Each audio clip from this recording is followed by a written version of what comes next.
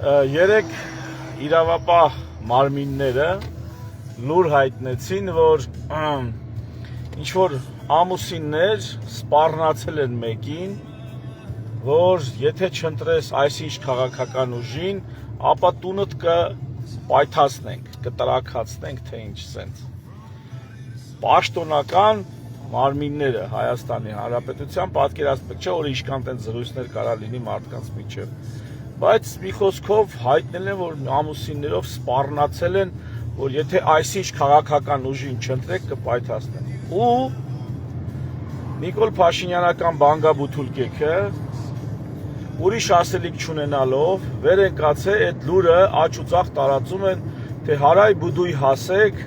այսինչ քաղաքական ուժի կողմից, տեսեք ինչ սպառնալիքներ կան։ Ասում են պիտի գաք մեզ ընտրեք, թեև այդ ուժը ըստ իրանց հրապարակումների տեղյակ չեն, այդ լուրից նրանց համար անհայտ էր, թե ով են այդ ամուսինները, որ ինչ որ իրանց հարևանին ասել են տունդ օդը կհանենք, եթե չընտրես ես ինչի։ Ուրեմն սենց այսօր առավոտից նույնիսկ հնարավոր է երեկել Նիկոլականները այդ են թմկահարում, թե ահա տեսեք ինչ սարսափելի բան է տեղի ունենում։ Ես այս ուղիղ եթերս անում եմ հիշեցնելու համար, թե ժողովրդին, թե Նիկոլի համակիրներին, թե այդ բանգաբութուլկեքին։ Ժողովուրդ ջան, ձեր կուսակցության ղեկավարը մեր ամբողջ ազգին ահաբեկում է այն մտքով, որ եթե չընտրենք Նիկոլ Փաշինյանին իր բանգաբութուլկեքով, ապա երկրում պատերազմ կլինի։ Ոչ թե մեկի տունը օդը կհելնի կամ, չգիտեմ, կպայթացնեն։ Ասում է երկրով մեկ, ազգով մեկ պատերազմ կլինի, եթե չընտրենք ձեզ։ Հիմա ինձ ասեք, տեսնեմ, ով է ավելի սարսափելի, ուրեմն ղալլաթ անում։ Ինչ որ անհայտ ամուսիններ, որոնք իրանց հարևանին այդպես խոսքի մեջ տես բան են ասել կամ իրականում միգուցե սպառնացել են, թե 100%-անով եւ բազմիցս հնչեցված եւ ոչ միայն Նիկոլ Փաշինյանի, այլ նաեւ իր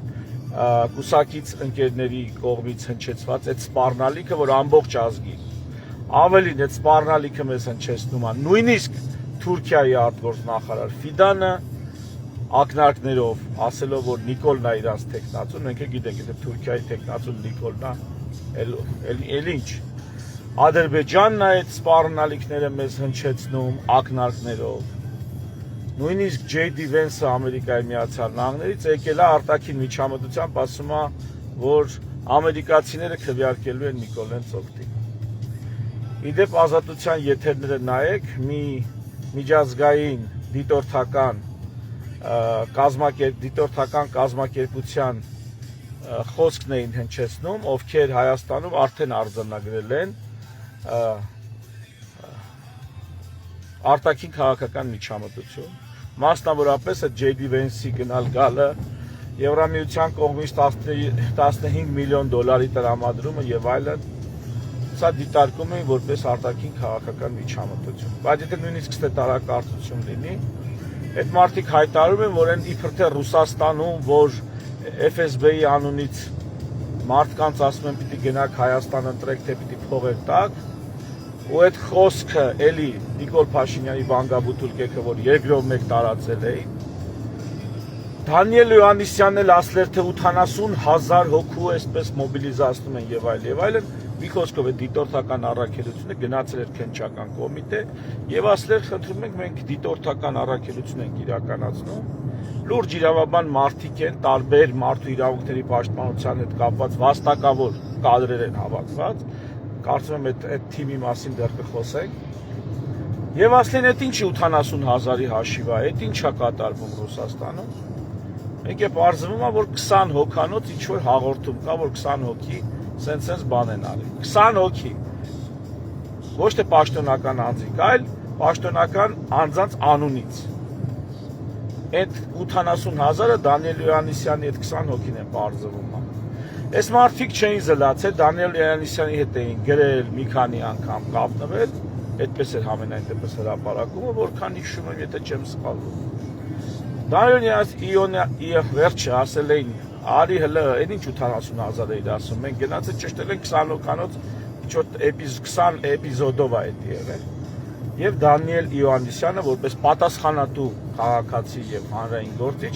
իհարկե նրանց հետ կապից դուրս չէր եկել եւ չէր առերեսվել դիտորդական առաքելության հետ։ Ինչպես ասում են, եթե գյուղից մարդ չկա, Հայաստանի թիվ 1 մարդու իրավունքների մասին ուրեմն հրապարակումներ անողը խոսում է ինչ ուզում է, ուրեմն ինչ հերյուրանք ասես տարածում է մարդկանց ահաբեկելու համար։ Բայց հենց գալիս են արդեն կոնկրետ պաշտոնյաներ, միջազգային դիտորդներ, որոնք շատ լուրջ արդեն պատրաստված կադրեր են։ Հա, օպ, արդեն գյուղից մարդ կա, արդեն գիտեն, որ ինքը անկապ խոսացող է։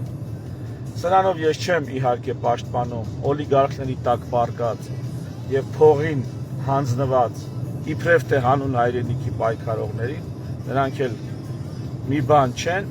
բայց այս դրվագով ես ուզում եմ անպայման, որ Նիկոլի համակիրները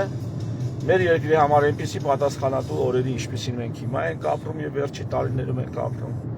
ասենք ինչ կարգի դիշովկա քարոզչություն են իրականացնում, այդ թվում պետական իրավապահ մարմինների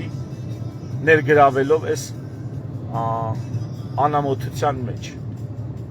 ամուսիններով գնացել հարևանի սպառնացել են, որ եթե այս ինչին չտրեց քո տունը բանը կպայթացնենք, թե բան օդը կհանենք։ Ժողովուրդ ջան, գնացեք ձեր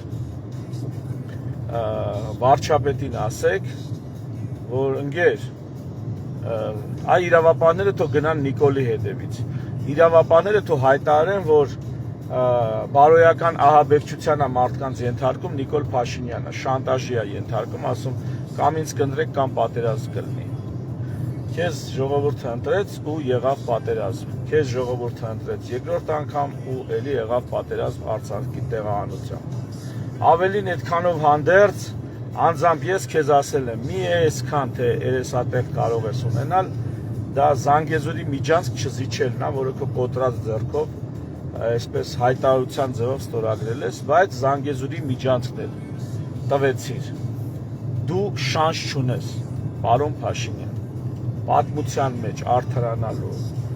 մաքրվելու շանս չունես, չես պատկերացնում ինչ կարգի շանս չունես։ Այնպես որ հարգելի իրավապահներ, ոչ պաշտոնապես ուրեմն ամուսնացած եւ վերջերս ամուսնալուծված զույգը բազմիցս ահաբեկել է հայ ժողովրդին, թե եթե իրանց քաղաքական ուժին չսատարեն, ապա պատերազմ կլինի։ Այնպես որ այն մյուս ամուսիններին, որոնք իրանց հարևանին ընդամենը տունը վնասելու սպառնալիք են հնչեցրել, հանգիստ թողեք, մեր բյուջեի, մեր հարկերը անիմաստ մի վատնեք այդպես գործերի վրա, գնացեք ձուկը գլխից է հոտում, ձուկը գլխից բռնեք։ Պակասել այդ ամուսինները չեն եղել, մի ամբողջ ազգի տերորիզիրված անելով։ Այս դու թերևս այսքանը, հարգելի իրավապահներ, մեր բյուջեն, մեր վճարած հարկերը օգտագործեք ինչպես հարկն է, մեր տուգանքներից քամած եկամուտները օգտագործեք ինչպես հարկն է։ Իսկ Նիկոլ Փաշինյանի բանգաբութուլկեքին խորհուրդ եմ տալիս ձեր քաղաքական անձնական օգտագործման նախարարը եւ սահմանադրական հանձնաժողովը հայտարարել են նոր սահմանադրության մասին, այ դրանից խոսացեք։ Դա քաղաքական թեմա ու դա ազգային ժողովի падգամավորին հարիր թեմա։ Այս թեմայից խոսացեք, տեսնենք ինչ եք ասում, ինչ եք անում, ինչ եք պատրաստվում անել, ինչ առաջարկ ունեք։ Հա, էս է լուրջ հարցը։ Ու տենց դիշովկա ուրեմն մանիպուլյացիաների ժողովրդին մի ենթարկեք, որովհետև հետո այդ նույն ժողովուրդը բանա, այդ ձեր նաև ձեր մասնակցությամբ դեգրադացիայի արդյունքում վերջը մոռանալու է թե սահմանադրություն, թե իրավունքի գերակայություն եւ տարօրելու է անցնի ձեր գլուխների վրայով բառիս ուղակի եւ անուղակի իմաստով։ Խելքներ այդ գլուխները թավակեք։ Մարդկանց մի անասնականացրեք այն աստիճան, հակաքաղաքակրթականացրեք այն աստիճան, որ մի օր էլ դրա չարիքը ձեր գլխին թափվի, որտեղ ինչքան գիտեք Ինչպես ասում է ժողովրդական իմաստությունը, իշխանությունը խիարի պես բան է, մի օր ձեռը տա, մի օր համապատասխան տեղում տա։ Այդ հաշվի առեք։ Ու անխուսափելիորեն մի օր ձեր համապատասխան տեղում այդ իշխանությունը հայտնվելու է, անխուսափելիորեն։ Մի օր այդ օրը գալու է, ոչ եք կարող 1000 տարի իշխանավարեք։ Ու այդ օրը թող լինի քաղաքակիրթ հանրություն մեր երկրում, իրավունքի գերակայությունը հարգող հանրություն, որպեսզի ձեր նկատմամբ եւս իրավունքի գերակայության դիրքերից ապացուցված եւ դատական իշխանությունների որպես վճիռ կայացնող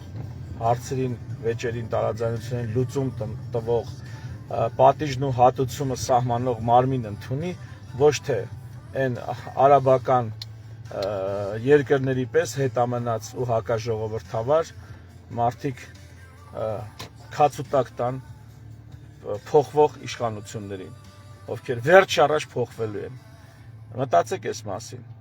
պարոն Նիկոլականներ կամ Տիկին եւ օրիորդ Նիկոլականներ, մտածեք այս մասին։ Չի կարելի է ժողովրդին այդպիսի դիշովկա մանիպուլյացիաներով ուրեմն էլ ավելի հետամնաց դարձնել, էլ ավելի անմտածված ու անուղեղ դարձնել։